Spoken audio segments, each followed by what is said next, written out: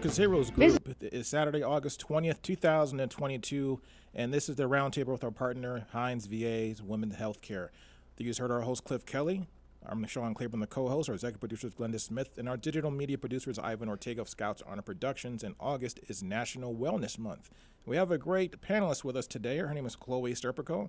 She's a licensed clinical social worker, a primary care behavioral health worker. And we're going to talk about mental health integration and also how the program at the Women's Clinic is working there. How you doing? Hi, good afternoon. Can you hear me okay? I hear you great. Perfect. So, yes, my name is Chloe. I'm a social worker within our primary care mental health integration program at Hines.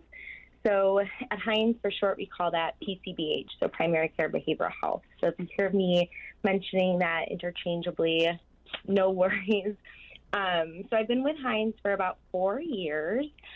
Before that, I actually interned within the Women's Health Clinic, and within about the last 10 months, I've been working as a full employee within the Women's Health Clinic. Wow. So tell us about the program. What's going on with the program as far as mental health goes, and also particularly with the women. So how do you focus on women's care? Yeah. So in terms of primary care behavioral health, what that looks like within the VA at large, it was brought to the VA in about, I believe it was 2008.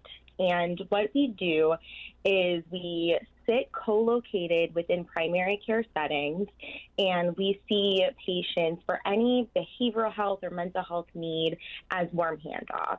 So if you can think about it like this, you come into your doctor, your primary care doctor, and you let them know what you're dealing with, any like psychosocial or psycho-emotional need, like stress, sleep, med management, depression, anxiety, PTSD. You let your primary care doctor know. They message me, which we call us a triple C, so co-located care. And the doctor introduces you to someone like me, a social worker, a psychologist, and we do very brief sessions of what we call a functional assessment. We'll assess and identify really what you feel like you want to work on.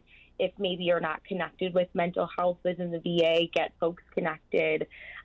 We have a lot of resources within the VA, and sometimes it could actually be pretty overwhelming with all the different programs we have. So we are kind of that central key that can get folks connected to the different resources, as well as we provide in-house therapy within primary care.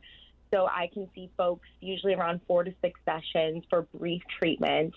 If that's what they need, maybe for more mild to moderate symptoms of depression, anxiety, PTSD, and then I could either refer out as needed.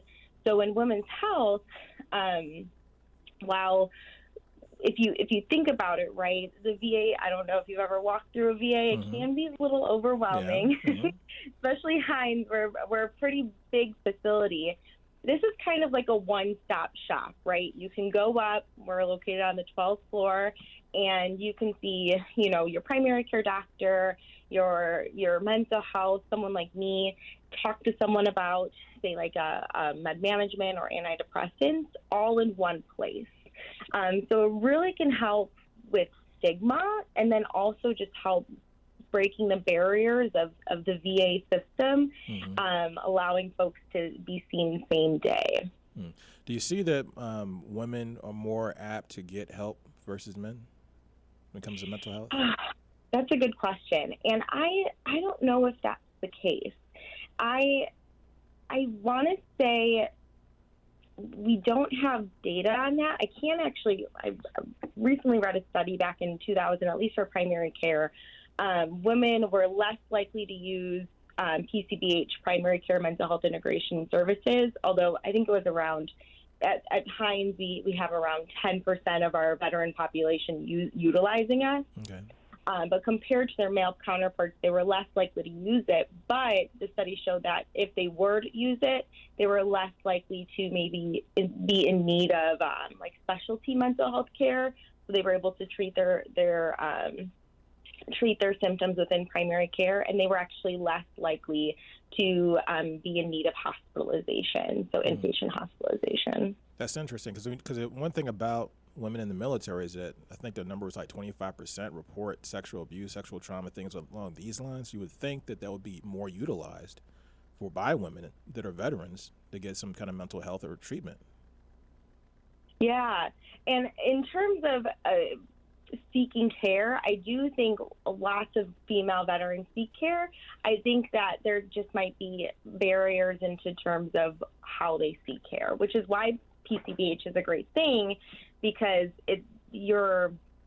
you can identify these needs within your primary clinic, and you don't need to, say, maybe go to a mental health clinic in a different building. It can all be done at one place, which helps with just folks being comfortable, right? We even have a program where we have, if female veterans are not comfortable walking into Hines due to maybe triggers, they can have a peer support walk with them, so they're not alone, walk with them to their clinics, and then walk with them to their car too, just so they feel comfortable and confident in being able to seek services. Now, does Hines or any other VAs do you know of, do they offer telemedicine so they can do something either through like a Zoom call or something online? Yeah. I will say COVID has probably shown a light on these services, but all of our mental health services, even groups too, most of them are either offered in person or over what we call it VVC, so over video. And you can see individual or group over video to kind of help with that as well. Wow. Now, do you think over the last year since you've been in this industry, have you seen people starting to take mental health more seriously and using mental health and more aware of mental health and what the importance of keeping your mind just healthy? Because we don't often think about taking care. We take care of our bodies. We exercise. Sometimes we eat right. But doing things to actually help the way you think or the way that you process information, taking care of your brain. Are we learning more about that? Yeah, that's a good question. And I will say, before I worked at the VA, when I was in school, right, I actually studied integrated care, because we don't really often think about when we go to the doctor, right, that our brains, our mental health, our behavioral health is important. And when I interned at Hines, I was actually kind of surprised about just how integrated that is, where we meet weekly on an interdisciplinary team identifying patients' needs in terms of their brains and their bodies and how that is so connected. There's so many different programs at the VA. We have whole health, health promotion, disease prevention, and then PCBH that really do highlight how our bodies and brains are connected, how stress can really, affect our physical health, and how our physical health can affect our mental health, and how it's so together. I will say with COVID, I do feel like it's been a little bit more highlighted, right, with us being alone. A lot of our patients were alone, and how we can identify some of those needs in terms of being connected. We have veterans that love coming to the VA, love our groups, right? Love having that camaraderie. And when COVID happened, we didn't have that often. One of our peer supports on our team made a group just called Veterans Supporting Veterans, and it was a group where both veterans could get together and talk to each other for COVID, right? So COVID, I do feel like, has highlighted that this is what we need. We were going through a pandemic, but then we were also going through this instance where we were not having these human connections on a day-to-day basis, and how that can affect our mental health as well. So what do you think are key things as everyday civilians, veterans, people in general? What do we need to do to keep our brains healthy? What are some key habits or strategies that we can do this on our own? Yeah, so if you think about stress, right, I'm a big proponent in just, we go through our everyday lives with how much stress, right? And there's good stress, and then there can be too much stress. Of course, we need stress in our daily lives to just function. If we didn't have stress, we probably wouldn't do like our work deadlines, right? The news can be stressful. Just sitting in traffic can be stressful, and our bodies can get overloaded. And sometimes we don't know that, right? And how do we deal with stress on a day-to-day basis? And then, for instance, some folks that maybe experience PTSD, right, experience stress in a different way. So when they experience stress, their stress level, their baseline might be a little bit higher than folks that maybe have never experienced a traumatic event. So my suggestion, since stress is something that we go through day to day, is learning ways to cope with stress. And there's different ways, right? Two big proponents that I'm a believer in is meditation and some type of moving your body. It doesn't have to be this hour workout, right? But when you get to moving your body or you meditate, right, when you're stressed, your body releases extra cortisol, which is a stress hormone, adrenaline. It actually releases glucose sugar. So like if you experience diabetes, it can affect that as well. And when you meditate or work out, it actually will eat those things up. It will burn those things up. It allows your brain this break. So one thing that I'm a big proponent on is meditation. I get it. It's a skill that you need to practice, and practicing every day when you're not stressed can actually lead to success. The VA has a app actually that's free. It's called Mindfulness Coach, and in the app it has all different types of meditation that you can do. 5 to 20 minutes, just set daily reminders and goals for yourself within the app. It's a good resource. I think being quiet, every morning I try to get some quiet time, at least about 45 minutes to an hour, just to decompress, with all the stuff that's going on in the world. And it seems like in today's society, it seems like we are more alert or more on guard or tense, maybe that's a better word to use, because of everything that we see in the media. Gun violence to kids getting shot and what's going on with the economy and inflation, all this bad news, war in Ukraine, all this crazy stuff. So we have to have some kind of time to decompress. I agree, right? The part of your brain that is a stress response is the archaic part of your brain, right? That fight or flight. And when you're putting that in like a world in 2022, it can be really hard for your brain to process that when you're constantly having to go through the flight or fight, even though you might just be watching, the Ukraine war or something on the news. It can still be having the fight or flight go off. Now, I'm asking you this question as well. I asked a few other doctors and people, and I've gotten different opinions on this, but I'm going to ask you this question because you work in mental health. When people around the country are now turning to CBD, cannabis, and things like that, is that helpful or is that harmful to use that to try to relax? That is completely out of my scope of practice. We actually there's still studies being done on it. It's not federally regulated, so at the VA we don't. Right. It's not something we have, but there are studies being done, and with it being still so new, I will say it's hard for me to hold an opinion on it. So what are some of the things you talk to people about, and what are the most common things that people bring to you to address when they come to you for help? Yeah, so stress is probably number one. PTSD, depression, anxiety. That's probably the top four. I actually specialize in one PTSD treatment. It's called primary care prolonged exposure. So it's doing prolonged exposure in a brief setting. Usually prolonged exposure can be, 20 to 40 sessions, depending on the patient. We do it within 6 to 8 sessions at what I do for treatment. So that's usually what I see. I've worked in just your regular packed clinics, and then I've worked in women's health clinic, and I do feel like it's all still depression, anxiety, PTSD we see quite often. Now, when people get older, is there a different type of risk that comes out if they're aging, depending on if they're getting treatment or not? Well, in terms of one thing that I actually see a lot, right, is when folks retire, especially, say, veterans, right, and they've had maybe PTSD for a long time, But when they retire, they don't have as much going on. You're out of this routine.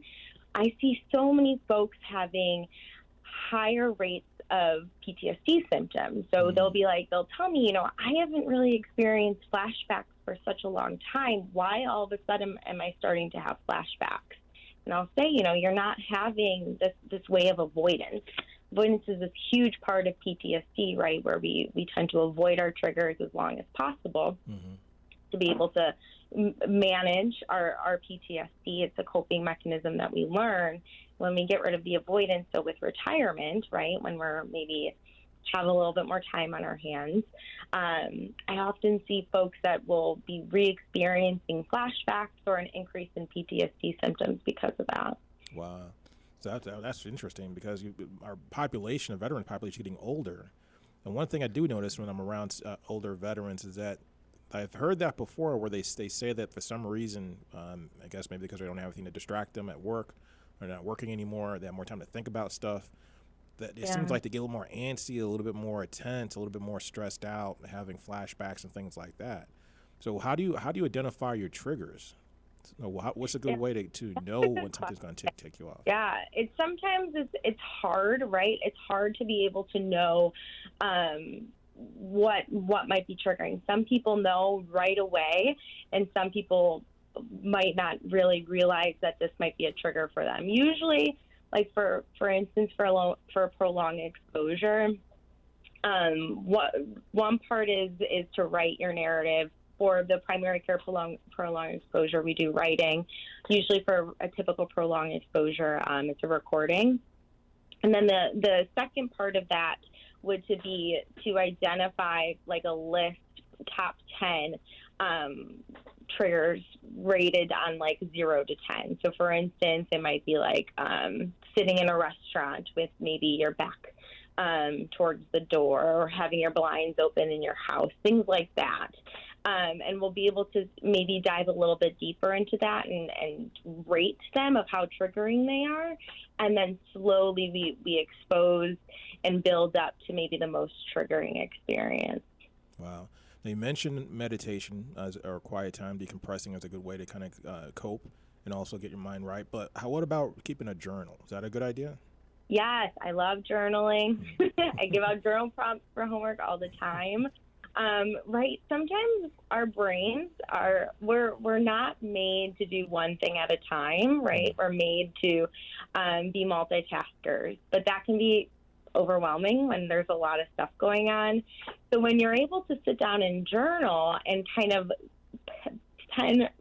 put pen to paper of all your thoughts, everything that might be going on, it can be really relaxing and help you kind of go through your brain and see what's happening and unscramble maybe what's going on in your brain. That's a good idea. I like that. So any final words or final thoughts on what we need to know about the clinic? So just a few things. I do want to say, with the integrated primary care, it does help with stigma too. So we are technically in primary care. We're not mental health. That's kind of how we get the buy-in from folks. Okay. So we're able to see folks without being in mental health. I know that, we do have a lot of veterans that are also police and maybe in law enforcement. So if they aren't really, or anyone's ambivalent to going straight into mental health, it can be nice to see someone within primary care that also, we can see some people same day, right? So we're reducing wait times. There is really no wait time to see us. And just being able to, one other thing, right? So a study showed within primary care that if you were to get connected with a warm handoff, so see someone same day, the likelihood of you actually following up with appointments and getting scheduled within either primary care, behavioral health, or mental health care went up quite a bit. Okay. Well, thanks for your time, Chloe. Chloe Serbercoach is a licensed clinical social worker in primary care at the Behavioral Health Worker Clinic over at the Hines VA. She does a great job there. Make sure you take care of your mind, take care of your body. This is America's Heroes Group. We'll be right back. Thank you.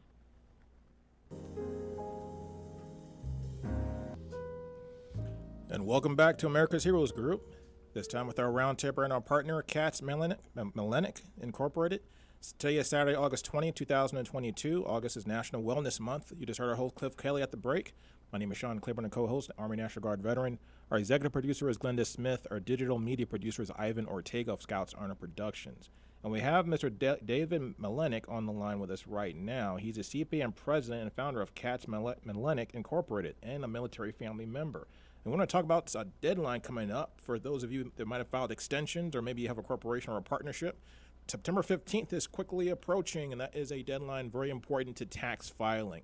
How you doing, Dave? I'm doing good, and yeah, you're correct. It's a very important deadline because as corporations and partnerships, both of those are pass-through entities, so that means you get taxed on your personal tax return for it. However, because there's no actual federal tax liability, if you are late filing a partnership or S corporation tax return, you incur a $200 per month per shareholder penalty for each month that you are, or part of a month that you are late. Man. Now, what that means is on September 16th, you are considered part of a month late. That's a $200 per shareholder penalty. October 1st, you are now 2 parts of a month late. So that is $400 per shareholder. And it goes all the way to a maximum of 12 months, so you can have up to a $2,400 per shareholder penalty if you are late on filing these returns. Wow. So it seems like business owners always have a lot to juggle. And one of the things that I always personally feel like, and I think a lot of business owners would agree, is that they seem like they get hit really hard with taxes. So what are some things that business owners can do to protect themselves and save money? Well, see, I'm sure this is, and I know this is something that's talked about in the military a lot. If you fail to plan, you plan to fail, right? Mm-hmm.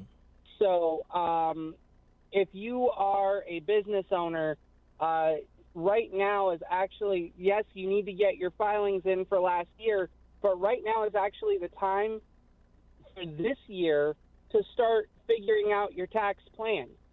How much are you projected to make? How much would you owe based on how much you're projected to make? Okay, so let's say you owe $30,000 based on what you're projected to make. Well, if we can go out and buy, a vehicle for your company, or we can go out and buy some sort of equipment for your company that's going to allow you to write that off fully this year. By the way, this year is the last year for 100% bonus depreciation. It starts going down starting next year. It goes down to 80, then 60, then 40, then 20. So it's now is a good time to be looking at that and say, okay, so I can go buy this, and if I buy this equipment, it's going to take me from a $30,000 tax liability to a $15,000 tax liability. Okay, I'm more comfortable with $15,000. Let's go with that. Let's go with that as a plan. Now, what about using retirement vehicles like 401ks, or creating a set plan for yourself or your business? Describe those, and how are they helpful for reducing income? Yeah, so a SEP IRA or SEP 401k is something that's available to any business owner. It's effectively a retirement savings vehicle. Anybody who owns a business can start one for themselves. You are eligible to put there's a limitation of either 25% of your income, or I believe it is about $52,000. So you max out at $52,000, even if it's less than 25% of your income. But you also are subject to a second cap of 25% of your income. So, for example, if you make $160,000 that you're reporting as profit, well, you can only put $40,000 of that into that SEP IRA then. But basically that will allow you to take that money and reduce it as taxable income, and therefore not have to pay the taxes on that money. But bear in mind that means that becomes a traditional IRA account, and so then you have to then you have to pay the taxes on that when you pull that money out. Mm-hmm. So when you turn 59 and a half, then you can start taking money out. But if you take it out prior to that, you have to pay a 10% penalty and all those types of different things. 10% penalty plus the taxes on it. Right. So now what about cash balance plans? I know that's something that people don't use often, but people that have a lot of money stashed away and trying to figure out how they can pay themselves, so to speak, how does a cash balance plan work to try to put money into a retirement plan, reduce income, and also save money? Cash balance plan. I don't know 100%. I'm not 100% familiar with that specific thing. It's not a can real. You explain it a little bit to me? Yeah, the cash balance plans I've seen in the past where businesses, if they have a lot of money saved up, but they don't want to pay themselves that money, particularly if they're getting ready to sell a business or get out of the business. So what they do is they funnel it through a cash balance plan. And essentially, what it is like a retirement plan. There's a lot of rules and regulations on how it's done. You have to have an actuary actually come and pull together the numbers for you to show how much money you can put in the plan. And once that's determined, you can basically siphon off money, go into your retirement plan. It reduces the business income or reduces your personal income as well. But then when you leave the business or sell the business, then you can roll it over into an IRA or get the money out of the business that way. So you're not having to claim it as income, but you can do much larger amount of money than a typical SEP IRA or a traditional Roth IRA or anything along those lines. So it gives you way higher balances you can use. That's definitely something that I'll have to look into. Then I've never seen that specific thing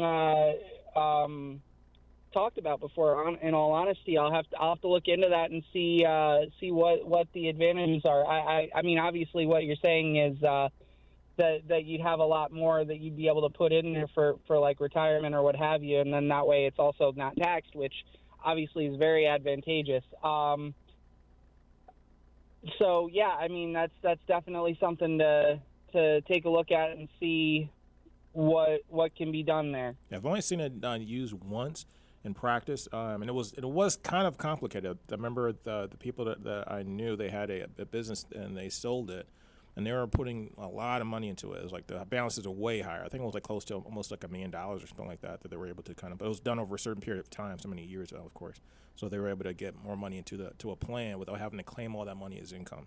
They're not the easiest things in the world to do, but they're out there and they're successful. I guess people have been using it for a little bit of time. I mean that sounds like a great vehicle, especially if you're close to retirement. Mm-hmm. And succession planning and things like that are very big, especially when you're coming toward the end of your career in the business world. You really want to know what your exit plan is going to be, how you're going to get out. That's very key. So what do you think with the changes that we've had the last couple of years to the tax code, has it gotten better for small businesses, or do you think it's gotten a little bit harder for small business? Well, especially with the special COVID packages that they've put in, a lot of stuff has been very favorable for small businesses. For example, PPPs. I know we're not doing that anymore, but the PPP was a loan that was forgivable but never taxable. So it was just basically free money to small businesses. You can't get much better than that. EIDL, not quite free money, but if you qualified, first round access to up to $150,000, and I've seen businesses get as much as $2 million from the EIDL. Wow. So it's those are huge. Obviously, they put a lot of provisions in the tax code, both through the Tax Cuts and Jobs Act and the CARES Act, that were favorable to businesses. I mentioned about the 100% bonus depreciation. There's also a provision through the end of this year. Any business meals that you do are rather than 50% deductible like they normally are, they're now 100% deductible if you're eating out at like a restaurant. Oh wow, I didn't know. Yeah, that was part of the CARES Act. They were trying to encourage people to start going back to restaurants. So that was one of the big incentives that they put in for that. Like I said, I already mentioned 100% bonus depreciation. There's a lot of stuff that has gone in to favor small businesses recently. Obviously, there's also been stuff for larger businesses. There's certain things that, larger businesses get access to that you just can't, as small size, get access to. It's like, how are you going to become international as a small business, for example? If you're operating in one state, it's hard enough to operate there, let alone try to figure out how you're going to have some sort of Irish subsidiary or something crazy like that.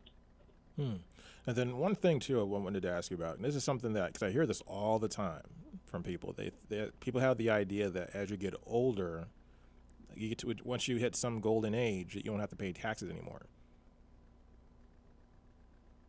So can you dispel that myth and kind of explain? So there is no age limit to when you have to pay taxes. It's based how old you are has nothing to do with how much you pay in taxes. Yeah, so that's correct. There's a very large myth out there that, like, once you hit retirement, you don't have to pay taxes. Now there is some truth to it in a sense, in that, for example, if all the income you have is Social Security income, if that's all you have is income, you will not be subject to any income tax because of the way that Social Security income is taxed. But if you have a pension or if you have anything like that, you will be taxed on that income, at least at the federal level. Now, I know a lot of our listeners are in Illinois, some are not. If you happen to be in the state of Illinois, because I know this is a Chicago radio station, so if you happen to be in the state of Illinois, Illinois does not tax retirement income. And there are a few states like that as well that do not tax retirement income. If you're fortunate enough to live in a state like that, you won't pay income tax at the state level on retirement income. But if you have a pension or if you have Social Security, but then you also go pick up a part-time job or something like that, you will potentially be required to file a tax return, and you will potentially have to pay taxes on some of the money that you earn. And is it a good idea always to file your taxes even if you don't pay? Well, so here's the thing. If you are not required to file, and that typically means if you made less money based on the amount that's taxed than what the standard deduction is for your type of tax filing, then you don't have a filing requirement. You don't have a filing requirement.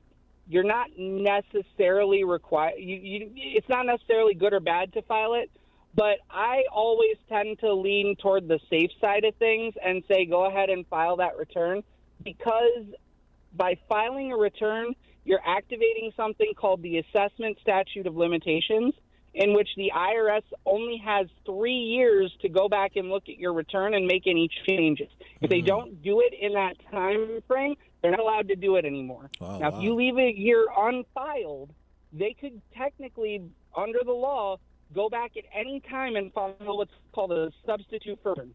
And if they file a substitute for return, whatever they say should be on your return is automatically considered to be correct. And the only way to remove it is for you to prove it, basically, that they're wrong. Wow. And give us your contact information. So if people want to use your services or get help or get some kind of advice, what do they do? Absolutely. So our website is katzmilanec.com. That's KATZMILANEC.com.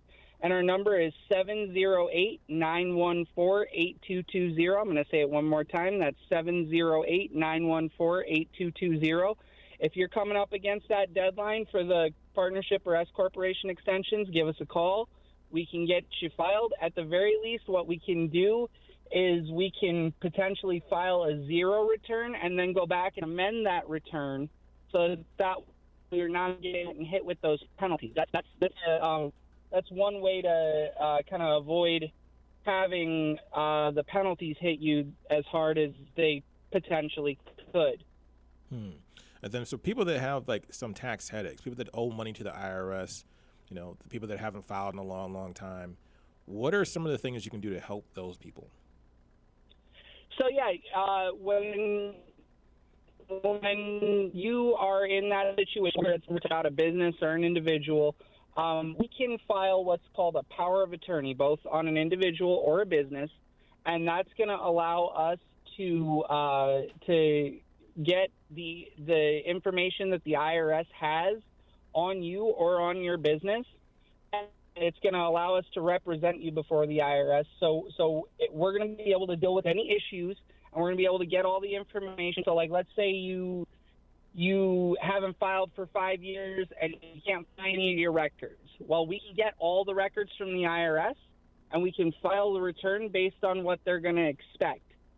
So we can basically take care of those situations completely from the step of all you've got to give me is your name or your business's name, the Social Security number or EIN number, and the address. We take it from there all the way to completely filed and correct tax returns. And we can do that for anybody pretty much at any time. So if you're behind on your taxes and you're needing some help, definitely give us a call, 708-914-8220. Again, 708-914-8220. And on that point, a lot of people are very nervous when they owe back taxes. Because the fear is the IRS is going to come, break down their door and seize everything that they have, take their house, their dog, and everything else. However, I know there are situations where tax preparers, people like yourself, CPAs, are able to go in and reduce people's taxes. You hear that a lot in radio advertisements and things of that nature. How does that work normally? What are some of the tools that could be done to, say if somebody has a huge tax liability, they owe a lot of money, how can that get knocked down to a smaller amount to pay the government? So there's many ways that we can do that. First of all, if you're afraid they're going to come knock down your door, don't worry about it. The reason they probably haven't contacted you for several years, if you haven't been filing, is because they probably owed you money and they didn't want to pay it. So that's probably why they're not contacting you. Wow. Now, and they're not required to pay it if you don't file your tax return timely. There's another thing called the refund statute of limitations. You only have 3 years from the due date of return with all applicable extensions to claim a refund. If you don't claim your refund timely, you're not entitled to it. Even if you are owed $20,000, $30,000, it doesn't matter. That's why your commercials all $1 billion is left on the table every year. That's the IRS's estimate. It's probably more like $2 billion when you actually prepare the return correctly. So in the meantime, if you're in a situation where you're not knowing what to do, or you've suddenly gotten a bunch of notices that say you owe a bunch of money and you haven't filed for years, we can definitely help with that. One thing that happens is, like I mentioned earlier, you can get hit with substitute for returns. If you have substitute for returns, the good news is you're still allowed to file an original return. So in most cases, you're still allowed to file an original return. So you can get your records together and actually file the correct return. And a lot of times that can take hundreds of thousands of dollars and reduce it to zero. So another thing is we can go back and look at prior year returns. We can look at amending those returns and see if maybe all your expenses weren't claimed. Maybe there was something that was missed, and I've saved people hundreds of thousands of dollars doing that.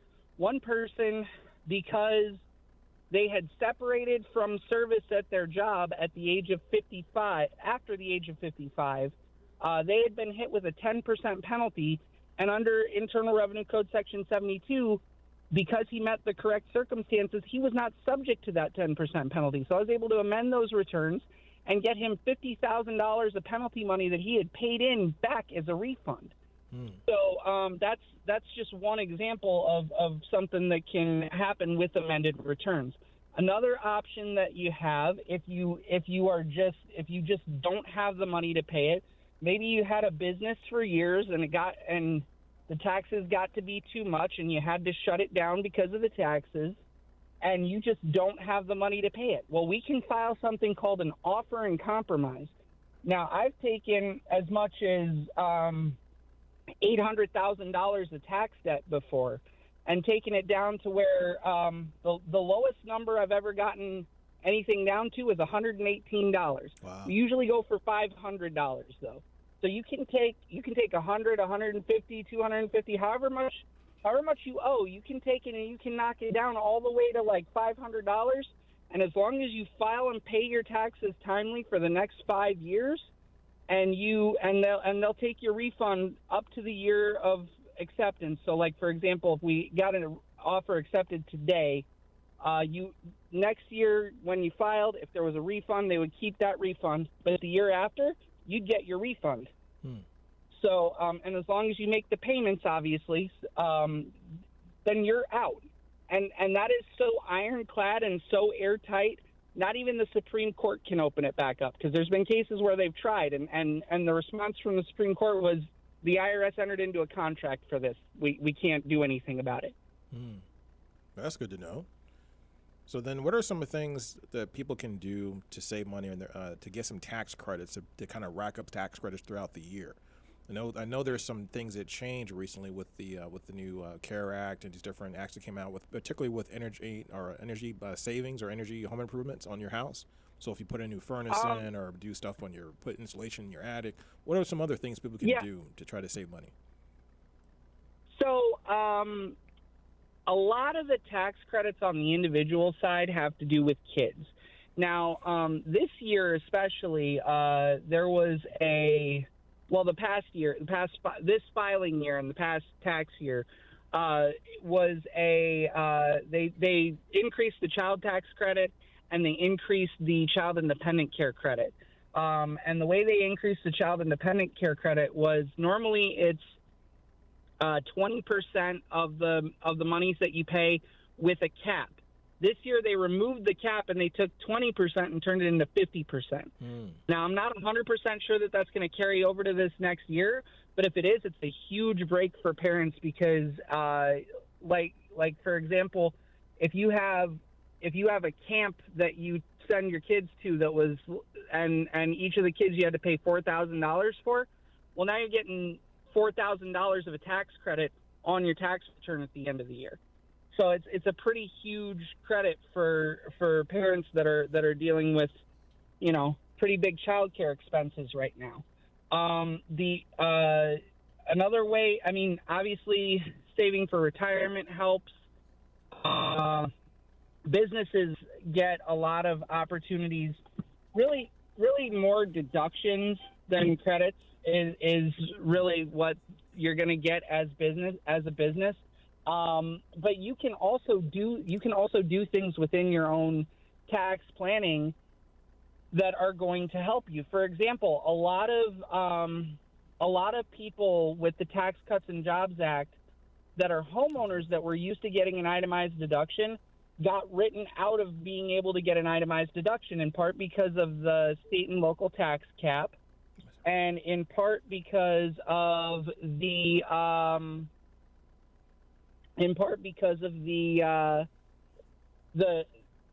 increase to the itemized the standard deduction. So as a result, if you're a married individual with a mortgage and you're paying, let's say, $18,000 of property taxes in Cook County, which is very common in Cook County, you are now not able to get an itemized deduction because you're not able to deduct all of your property taxes. Well, if you own a business, one thing you can do is you can lease a portion of your home to your business, and then you can take a percentage of your expenses on your home as deductions. So the things that you're not getting anymore on your Schedule A, like your property taxes, your mortgage interest, all that stuff, at least we can get a good chunk of that back as deductions for you, and it reduces your taxable income. And when you do that, it not only reduces your taxable income for the IRS purposes, it also reduces your taxable income for the state as well.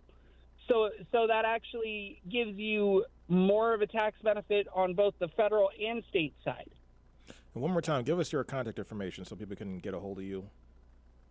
We are Katz Milanec. Visit our website, katzmilanec.com, KATZMILANEC.com, and our number is 708-914-8220. Again, 708-914-8220. So what can you do to make your taxes less likely to get audited? Or can you do? Is there such a thing even to do that? Well, there are certain things that we know commonly are audit red flags. For example, if you have first off a Schedule C, having a business that's either a sole proprietorship or that is a single member LLC that's taxed as a sole proprietorship, that automatically raises your risk of being audited. That automatically raises it a little bit. And then even further than that, having $2,000 or less of income with a $5,000 or greater loss on a Schedule C, that raises it even more. So we're saying, If so you having, have- so rewind that a little bit. So $2,000 of income? Having $2,000 or less of income with a $5,000 or greater loss How is that even on possible? a Schedule C. How's it possible? I mean, you'd be surprised at what some tax preparers write. I mean, I have to tell people all the time, put on your logic cap. Would you be running a business that has a $2,000 a month loss? And every single one of the people I say that to says no. And your tax preparer seems to think the IRS will buy that, and so that's the kind of thing I see pretty frequently. You wouldn't think that, but some people, they're trying to, you see these people that advertise, I can get you this huge refund. Well, they're doing things that are not exactly 100% legal to do that, and things that are going to put you at risk of being audited.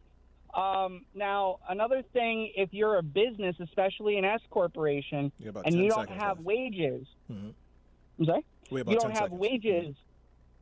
You don't have wages on your business return. That's a huge audit red flag as well. And so little things like for example, another example, Schedule A. If you have itemized, I got to step in. We're running out of time. So that was great information. Really do appreciate all the stuff that you talked about. We got to pick that up again with these red flags. That was a hot topic we kind of got into in the last second. Now, this is Dave Milanec. He's a CPA president and founder of Katz Milanec Incorporated and a military family member. Thanks for your time. Thank you. Always a pleasure to be on. This is America's Heroes Group. We'll be right back. The talk. Back to America's Heroes Group. We are globally connected with Kaiser Health News. Today is Saturday, August 20th, 2022. August is National Wellness Month. You just heard our host, Cliff Kelley, during the break. I'm Sean Claiborne, the co-host. Our executive producer is Glenda Smith, and our digital media producer is Ivan Ortega of Scouts Honor Productions. And we have a great panelist with us now, Aneri Pattani. She's a national correspondent for Kaiser Health News, a nonprofit outlet covering U.S. healthcare and health policy. And we're going to talk about a news article and social media post that criticized 988, the new suicide hotline, for calling the police. What do we need to know about this? Ms. Pattani, how you doing? I'm doing well, thanks. So what's happened? I heard that I have talked about this with people in the in our studio. There was an incident recently where someone was had the police called on them when they tried to get help on 988. So what's going on here, and how does that work? So 988 is the new 3-digit number for the National Suicide Prevention Lifeline. So this is a hotline that has existed for many years, but they now have given it a shorter number so that it's easier for people to remember and access. And the idea is it's the alternative to 911 for mental health emergencies. And so the idea in setting it up is that you don't call police for these sorts of emergencies. If someone is having a breakdown or is struggling with mental illness, that you'd have a different response for them. What's the sort of caveat to this, though, is, and what folks have been talking about on social media and raising concerns about, is if you call 988, the hotline, and they think you're at imminent risk to hurt yourself or someone else, like it's going to happen right away, they, in some cases, may still send police, even if you do not consent. So they try to work with you first and provide other resources and connect you to therapy and get you to agree to a safety plan. But if that doesn't happen, this hotline is one that will then take the step of calling emergency services, which in a lot of places in America that don't have mobile crisis teams of mental health professionals, it means the cops. So describe to me the mobile response teams that go out, and where are and what cities have these? So mobile crisis teams are sort of an emerging idea. They're becoming more prevalent, but the idea is these are folks who are trained in mental health. So they might be counselors, they might be therapists, they might be psychiatrists. Their training is specific to de-escalating crises. And these are folks who, would not be armed like police. They're more like mental or healthcare professionals.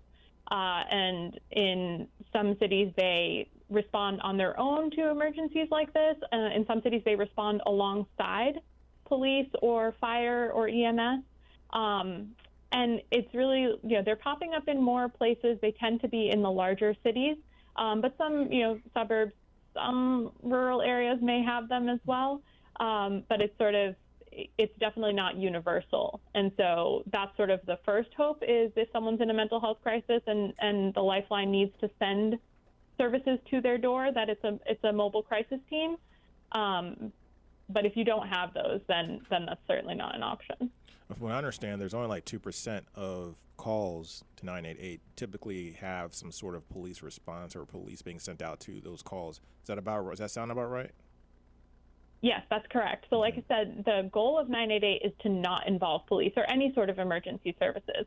The goal is to talk to people. And a lot of calls, frankly, the Lifeline officials say can be handled that way, just by giving someone a person to talk to who's actively listening to them, what are their concerns, helping them think about, what are reasons to live still, or, how can I connect you to therapy, or what are resources in your community? The vast majority of calls can be solved that way. It's in about 2% of calls, which is like roughly 50,000 calls, given the volume of people calling this number. Those are the cases where emergency services get involved. And sometimes, again, emergency services can mean mobile crisis, but also in that 2% is law enforcement. Okay.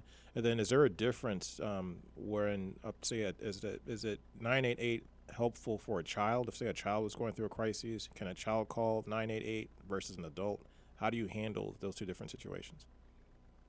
So anyone can call 988. It is supposed to be sort of universally helpful. You don't have to be an adult. You don't have to be a citizen, anything in particular.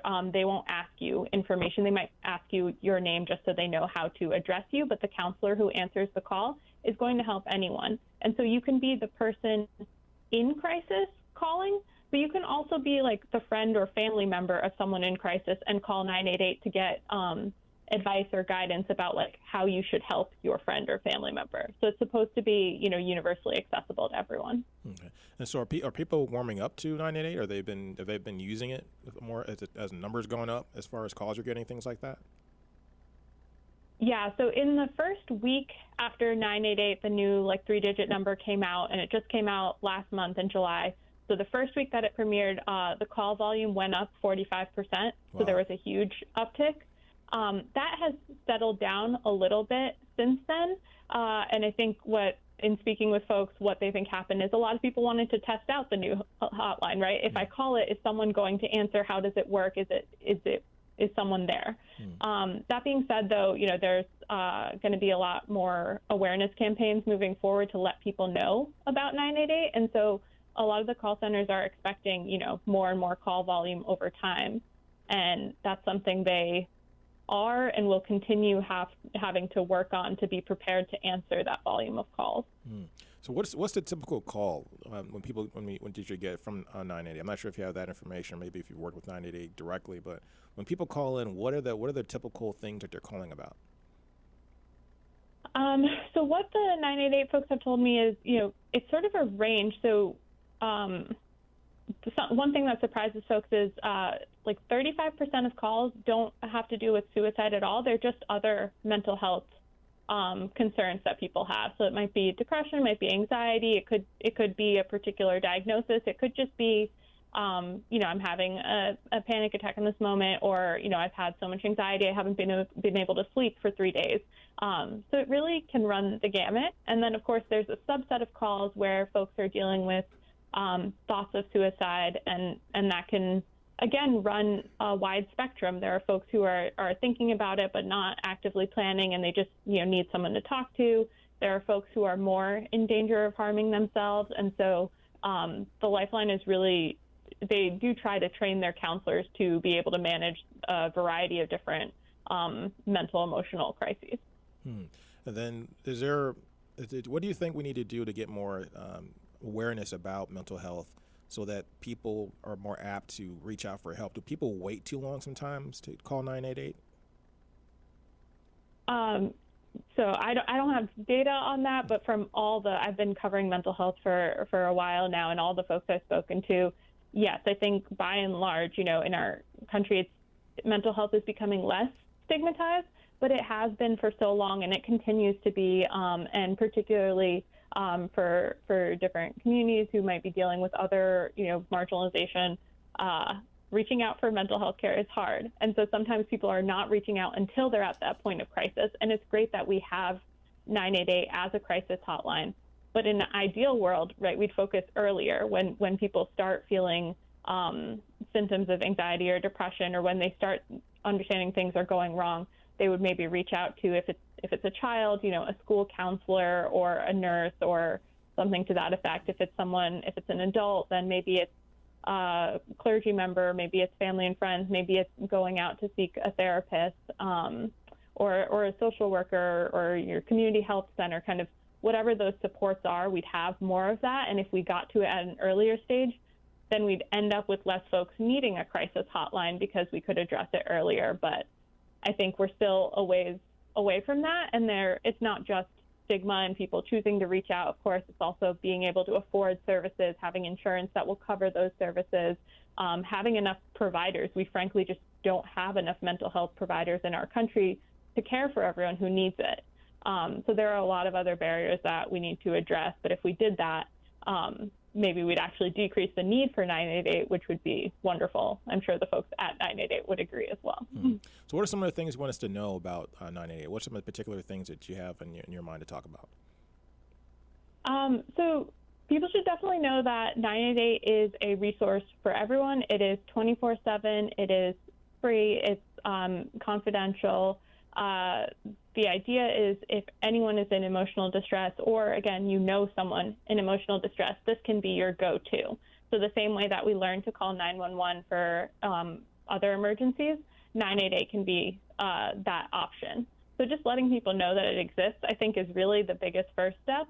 And then really the idea with 988 is that it's the first step in reimagining the mental health care system. So right now, the federal government has given about $400 million to call centers all across the country to try to increase their services and answer the calls that come into 988.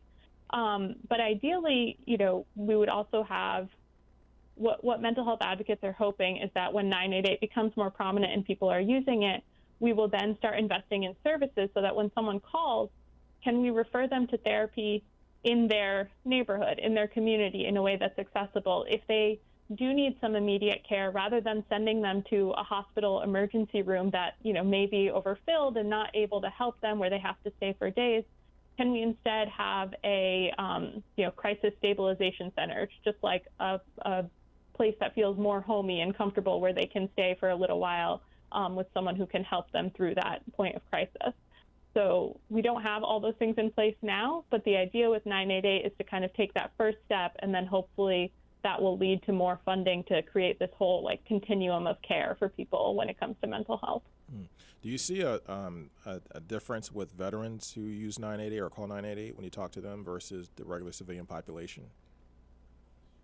So I don't think I've spoken with enough to kind of know if there's a difference. One thing that veterans should know is that the Veterans Crisis Line, so folks who are specifically trained in military culture and to be more responsive to that group, you can access them by calling 988 and then pressing 1. So you call 988 and then you press 1 to get folks who are specifically trained to help with the veteran population. That's good to know. It's very good to know. So tell us more about what you see 988 evolving into. So this is the first step you mentioned of trying to broaden the conversation, get people more aware, destigmatize the idea of mental health as well. and just reach out if you're feeling like you're feeling anxiety or feeling bad. You don't have to wait to the last minute. Go get the help right now. How do you see this 988 being the next? What's the next step after 988 to get more in control of mental health in this country? Yeah, so I think one of the biggest things that they've even run into with 988 is building a workforce that can respond to mental health issues. So with 988, that means having counselors who can pick up the phone. So not everyone, the people who answer the phone are not necessarily psychiatrists or psychologists, right? But they are trained in de-escalating crises. They're trained in understanding mental illness and the biological aspects of it and how to be an active listener. And that's a really tough job to be the person answering the phone and talking to folks often in the hardest times of their lives. So trying to build up that workforce is one piece.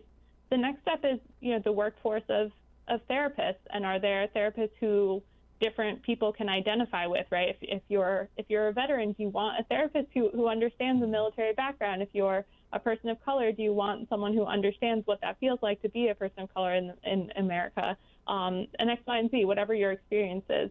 But we don't have the staff to meet the need to begin with. And then when you add on these extra layers of mental health staff who can be responsive to different communities, we really don't have that. So there is a lot of work to try to build pipelines to get more staff in these positions, whether it's, licensed therapists, psychologists, psychiatrists, and kind of some of those routes that they're looking at are, repaying student loan programs, scholarships, fellowships, but different ways to really encourage more folks to get into this field because we have such a need. So you mentioned programs like college repayment and for your college student loans and things like that. What else do we need to do to get more people and to broaden this industry?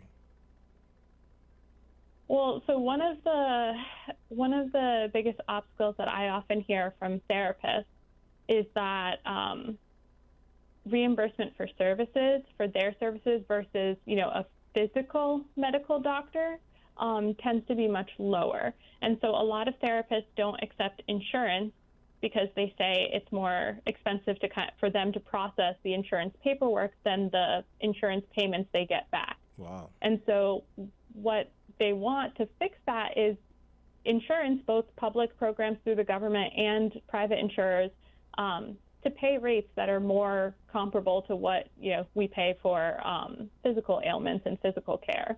And there's a Mental Health Parity Act that's been in place since 2008, federal law that tries to make sure that happens.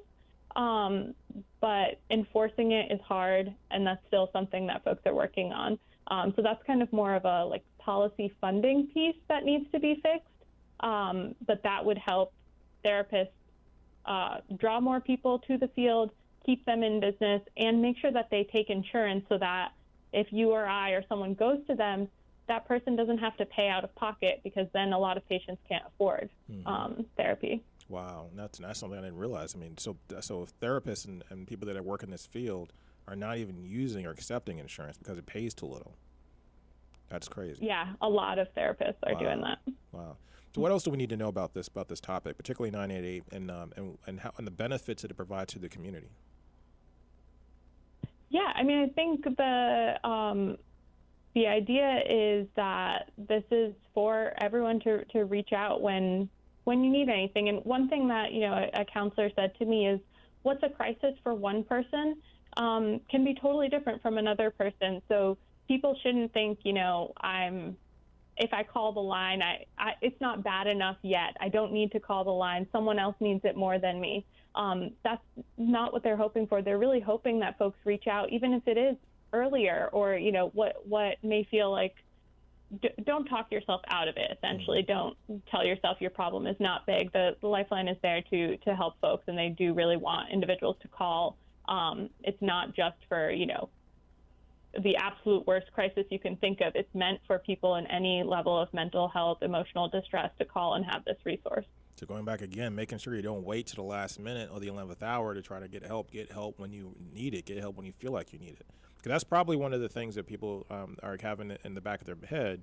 is that they think we're kind of trained to think about 911. Like you only call that when it's a real serious emergency, but 988 is something that's designed for you to help people. Now, Exactly. And you mentioned you could call for other people as well. So you can call for someone else if you see someone maybe that's not, maybe that needs help, you can call on behalf of someone else. Yes, you can. And so if you called on behalf of someone else, what the counselor might do is sort of offer you suggestions of how you could help that individual. They might offer to call that individual if you think the person would be open to that. Of course, if they're not going to call them without you saying so or giving them their number. But they can offer suggestions of how you can support the person in crisis. And the other thing I realize is important to mention is that the goal with 988 is to connect folks to local resources. So there are more than 200 call centers across the country that answer the calls for 988. And the hope is that when you call, you're routed to a center close to you so that they can say, here's a, mental health clinician in your community. Or even if it's something like, I need housing assistance, and what's causing my anxiety is the concern that I will be, kicked out, I can't make rent, then maybe they can connect you with a local housing assistance agency in your area who can help. So the goal is really to localize that crisis response. And that's the thing I think is really critical, that piece of connecting people to resources and referrals in their local communities, because mental health connects to so many other social issues like homelessness. I mean, beyond suicide, it's homelessness and as a huge thing. Domestic violence, domestic abuse, people that hurt themselves. So 988 could really, hopefully it becomes this really powerful tool to help people really get connected to the things around them in their areas, in their communities. Now, how does this translate from the city, from urban areas to rural areas? Because the resources in an urban area might be a lot different than what's in the rural communities. Yeah, absolutely. 988 is available everywhere. It's the same way as 911. Doesn't matter where you're located, you can call them. They'll still try to get you to the closest call center. If the call center near you is in the city, generally the idea is those counselors who are answering the phone should be trained and able to connect you to resources even in the more rural or suburban areas of the state. And if those call centers are busy or for some reason understaffed, there are national backup call centers. So those are still in place to answer the phone. And even if they don't know the local community as well as the local call center, they can a lot of these call centers are in touch with, 211 and city services and nonprofits. So the idea is they will do their best to link you to services that you need. Aneri Pattani, she is a national correspondent for Kaiser Health News, a nonprofit outlet covering U.S. healthcare and health policy. We appreciate your time. Thank you so much for having me. This is America's Heroes Group. We'll be right back.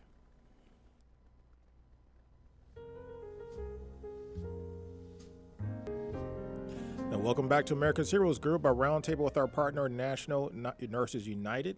Today is Saturday, August 20th, 2022. August is National Wellness Month. Our host is Cliff Kelley. I'm Sean Claiborne, the co-host. Executive producer is Glenda Smith, and our digital media producer is Ivan Ortega of Scouts Honor Productions. And we have our partner on the line, Ms. Adelina Marshall. She's a VA mental health nurse, and we want to talk about legislation to pass regarding burn pits, care for burn people that were exposed to burn pits, and also the signs and symptoms of monkeypox. How you doing, Ms. Marshall? I'm great, and how are you? And thank you for having me on your show today. It's our pleasure. Thank you to America's Group. Our pleasure's all ours. So tell us, what do we need to know about the burn pits, the legislation that passed? What should vets be doing right now about this? Well, the first thing is, if veterans are not affiliated with VA for treatment and care, they need to sign up so that they can get into the system. They should get whatever required paperwork together. And then if they have any concerns that they have any sort of cancer that could be related to being in Iraq or Afghanistan near those burn pits, at the burn pits, any place the smoke may have affected them, that they should immediately come to the VA so that they can get treatment which we are so excited that the president has pushed this forward for the care of our veterans. Our concern also is that as they open up the programs to the veterans, that they also review the staffing and the training of the staff so that we can be better prepared to take care of the veterans that we're expecting to get through this legislation. So I wasn't deployed, but I did know about the burn pits, and I'd seen them burn pits many times on videos and social media and things like that. And I knew the process of how they were, because you're kind of trained in that, being and I was in maintenance. How was the burn pits different from what was done in previous wars? Because it seemed like it was relied upon a lot in Afghanistan and Iraq. But what was different about the burn pits than what you saw in Vietnam? And then the veterans who were exposed to those types of chemicals during those times, what's the exposure risk from previous generations? What has come from studies more so out of Vietnam is the impact of Agent Orange on those veterans, which was used to destroy the shrubbery and things like that that allowed the Vietnamese to hide in. I'm sure that the Vietnam vets, they're all in their early 70s, going into the 80s, and that maybe if they have been affected by those things that they have gotten treatment, but it may not have been identified as being related to issues with the burn pit. And they may not have had to destroy things the way they had to do in these other two war or conflicts that we were in. And it seems like too, like the stuff that we're burning, like we pretty much burn everything. Like we burn, and then using jet fuel, which is not the best thing in the world to take in as a fume into your lungs. I think the jet fuel, using the jet fuel is also a major causatory factor towards cancer, as well as the wiring, electronic wiring that has coatings on it. There may be copper in it that as melts down is inhaled as people are standing around the burn pit. And then tires and things, it has cotton and oil and rubber. And all of that contributes to your lungs being attacked with all these chemicals. And then through the years, some people, because of that, has developed a cancer and even maybe a brain cancer too. So what do you do? So if you've been exposed to these things and you're seem healthy now, but you're worried about that maybe in 10 years or 15 or 20 years or when you get older that something might happen to you. But I mean, because cancer is scary. That's the scary thing to think about, that you might develop cancer down the road.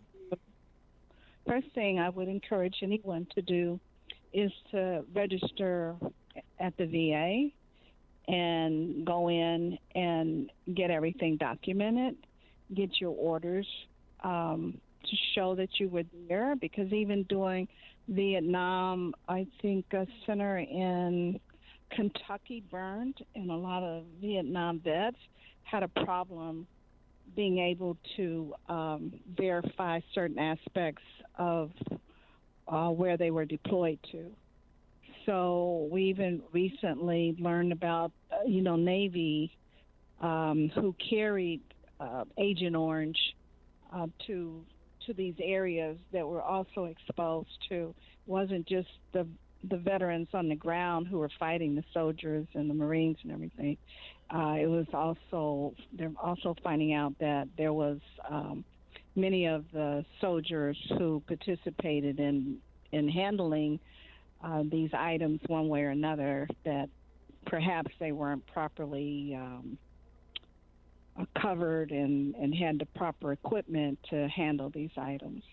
So you think soldiers are going to be more aware, having gone through this really 20 years of conflict through Afghanistan and Iraq, knowing when you're smelling these burn pits, it couldn't be a good thing. You smell this nasty toxic chemical It smells like, somebody lit a dead rat in turpentine or whatever and set it on fire.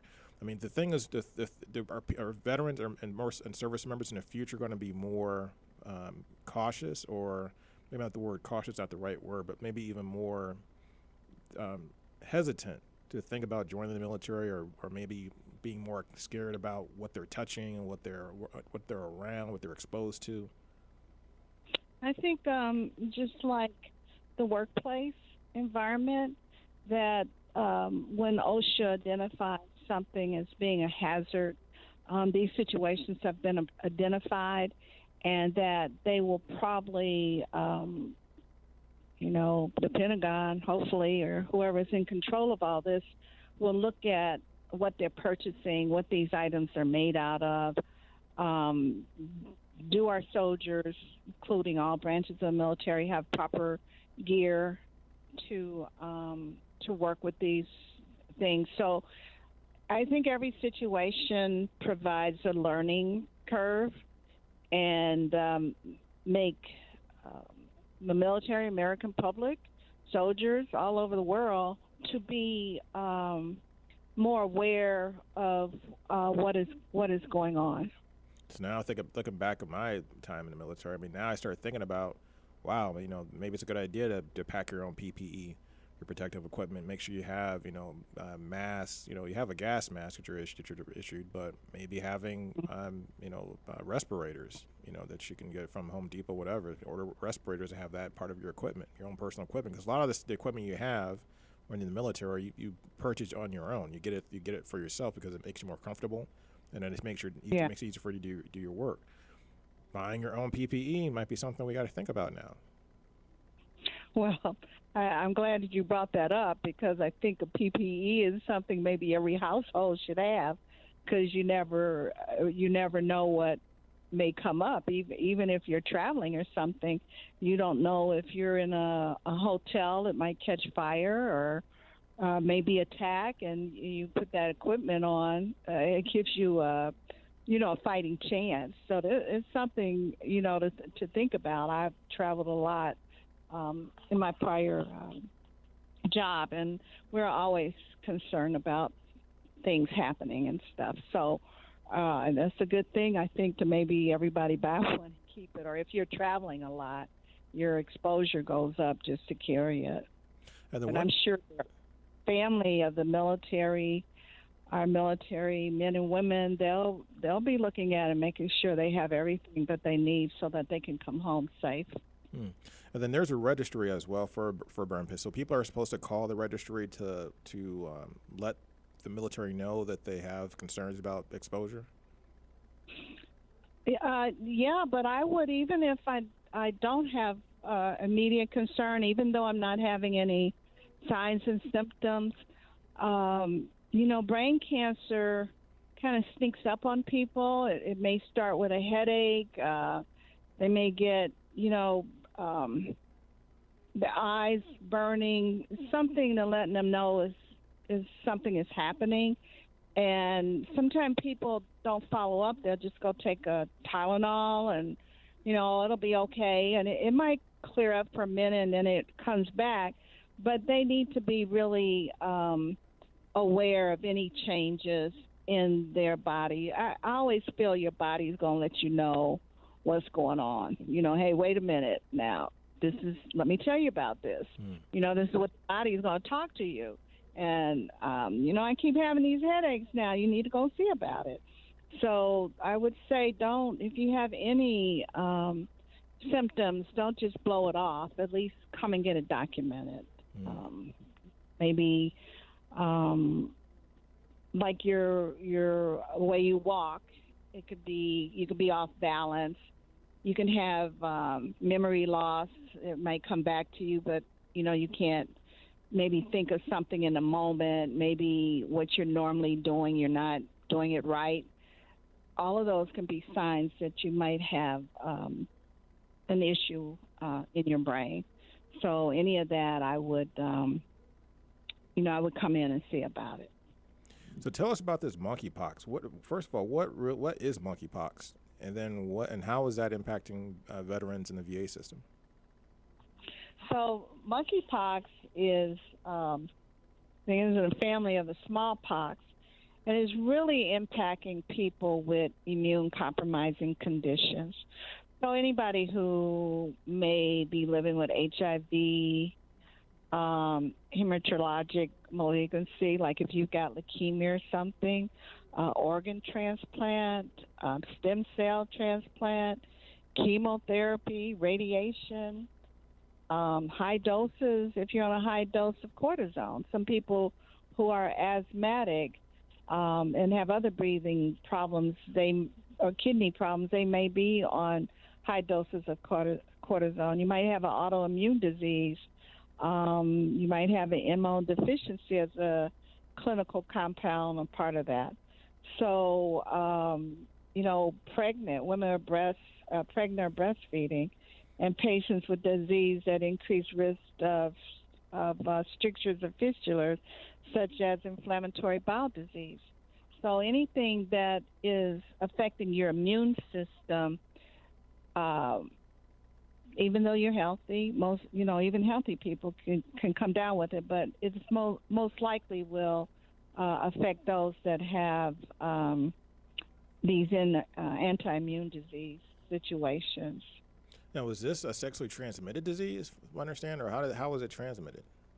Feel that it is, and some of the pox is showing up in areas that would be related to having sexual intimacy.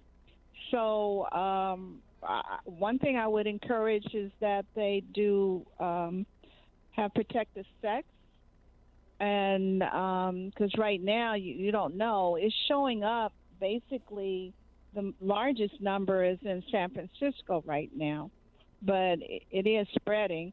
But a lot of people are not dying from it because they're having early intervention.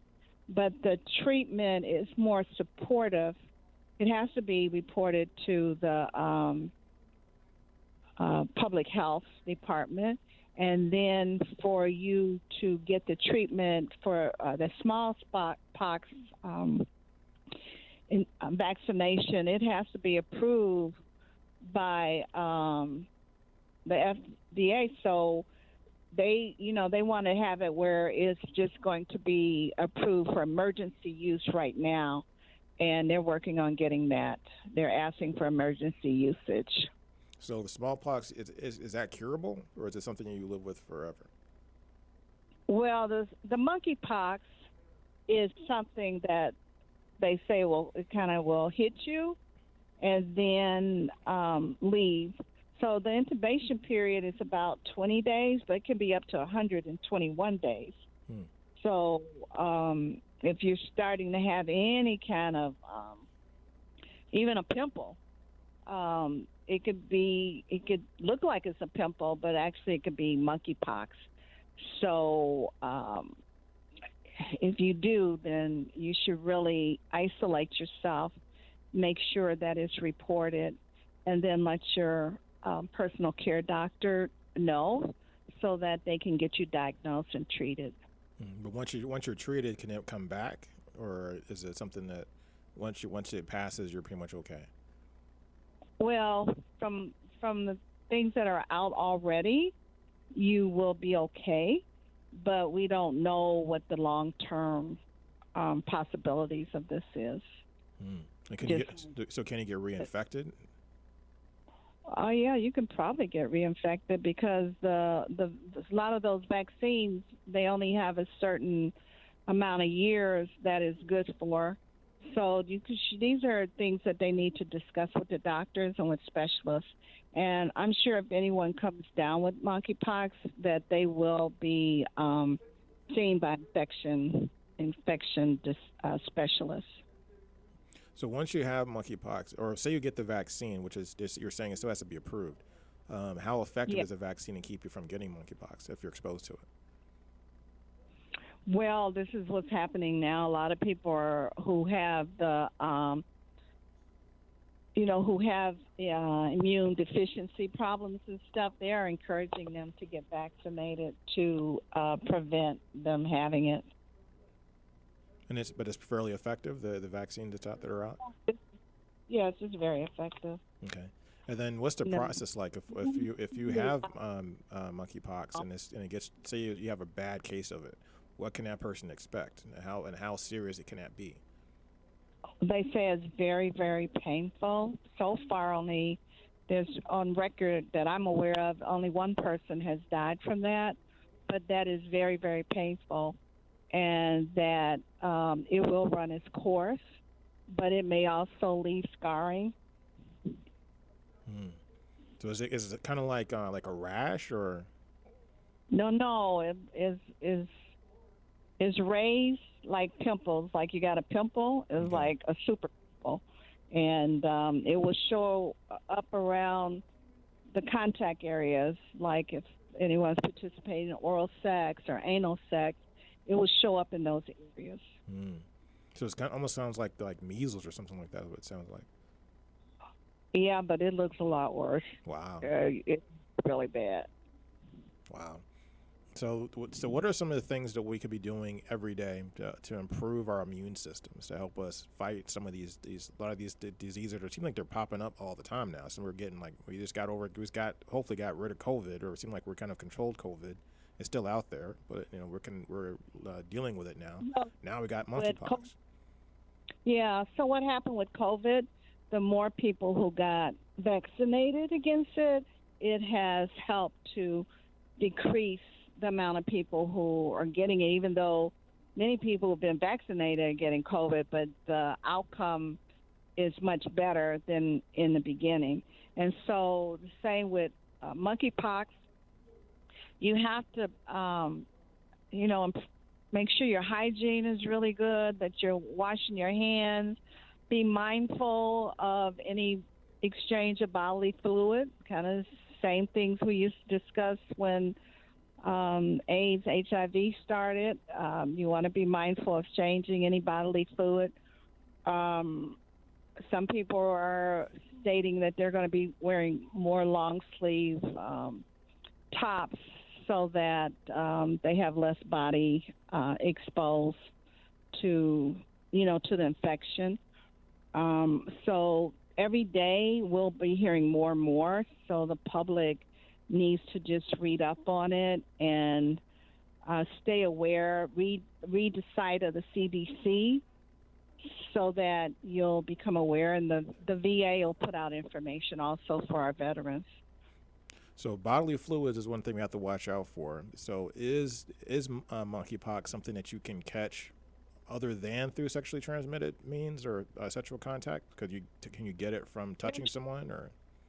They're showing that you possibly can, like say you have an open wound or something and you're around somebody, but it's not probably that easy to catch because there'll be more of us with it. So that's always a good sign when you can point to what is probability and the variability of these viruses. This is a virus.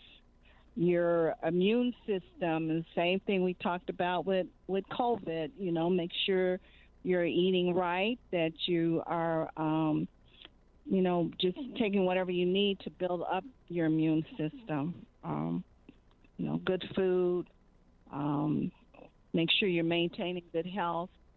Blueberries.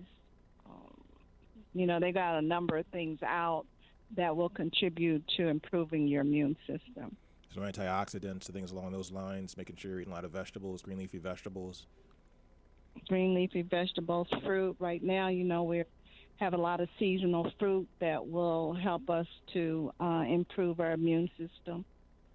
So, and go ahead. No, my question was going in that topic is a lot of people are using a lot of like these holistic natural remedies and things along those lines.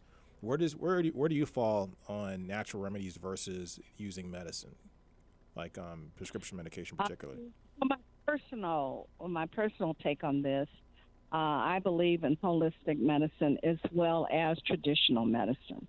So I would say if you want to try a holistic route, fine. But if you're not getting better, then you need to go traditionally and meet with a doctor and then work with your doctor. There are doctors out there that believe in holistic medicine too, but there are some disease process that if you try to go the holistic way, then it will take a long time and you might end up being sicker or injured more than how you started out. So those are something that the public needs to talk to their doctors about. Don't, I know there's a lot of stuff on Facebook and Twitter and whatever else they go to. A lot of that has not been supported, but there are a lot of reliable articles relating to holistic treatments of, medical problems. So my last question is about goes back to the vaccine for COVID. So, are there going to be more boosters coming out? Is there going to be a situation where every year we're going to have to get, like we say, we get a flu shot every year? You have to get a booster shot for COVID. Is that what you see happening with COVID? I'm not a scientist. As right now, we're encouraging everybody to get the booster. Please be mindful that as we're going into September and October, make sure you get your flu vaccine and also stay on top of your booster. If you had one booster in certain population, they're encouraging you to get a second booster shot. So I myself will be getting mine in around mid-September. Okay, so maybe every year, maybe think about getting a booster? I will follow the science on these viruses and monitor my health. And should my health, start taking a turn, like if I become diabetic or have heart disease, any of these things, then definitely I will, seek to get a booster according to my health status. Okay. But the key thing is making sure you're talking to your doctor to know if it's a good idea to get a booster, making sure that you're taking the right types of medication. If you're going to go the holistic route or go the route of being healthy or all natural, make sure that you're doing the right things and not taking stuff that's not really helping you and maybe prolonging your ailment. Yes, and I'd like to also encourage our listening audience, men and females. Females don't have prostates, but those we love do. And, brothers, fathers, significant others, to encourage them to get their prostate checked. If they're in that age group, please get it checked.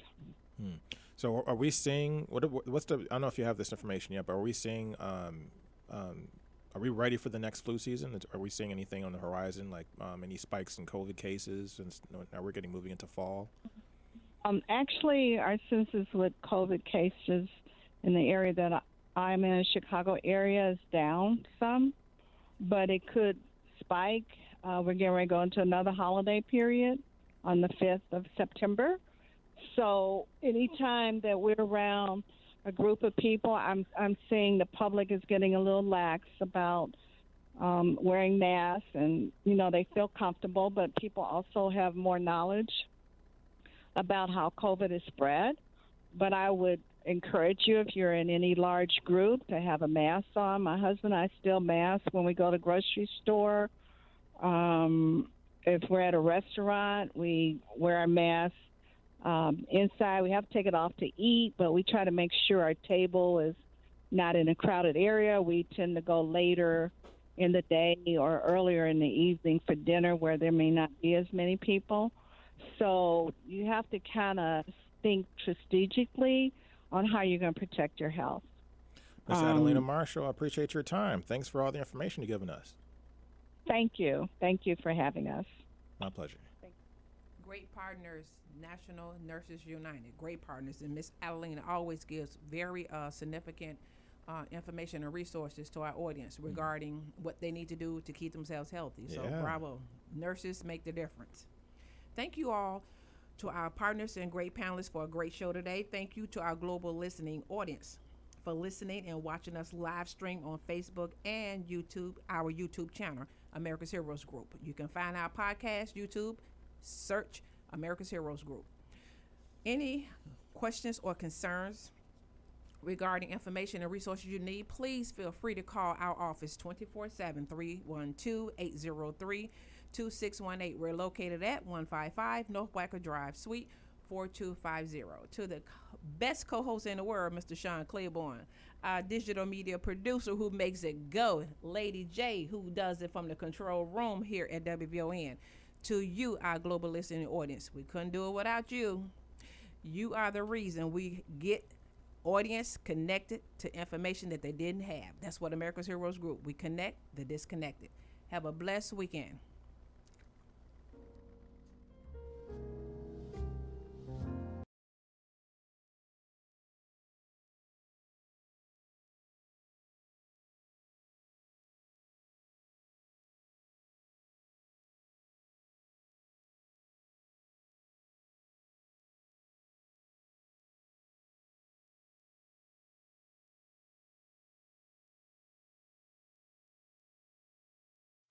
Welcome to America's Heroes Group. Hear your voice where we connect the disconnected intentionally.